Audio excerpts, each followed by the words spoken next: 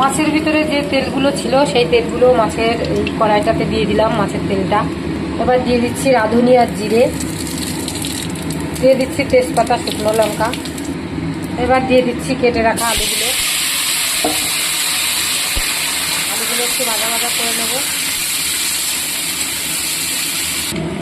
প্রথমে ভেবেছিলাম আলু দিয়েই রান্না করব, তারপরে আবার ভাবলাম না, একটু সিম দিয়ে দিই। তো আর একটু সিম কেটে নিলাম, আলুটা বসিয়ে দিয়ে সিমটা কাটলাম, কেটে আমি আবার সিম আলু দিয়েই রান্না করব। প্রথমে ভেবেছিলাম আলু, তো যাই হোক সিমটা দিয়ে দিয়ে এখন একটু ভাজা ভাজা করে নিচ্ছি। এবার দিয়ে দেবো একটু জিরে আদা বাটা, আর একটু দিয়ে দিচ্ছি লঙ্কা বাটা, কাঁচা লঙ্কা। সুন্দর করে একদম ভালো করে ভেজে ভেজে নেব।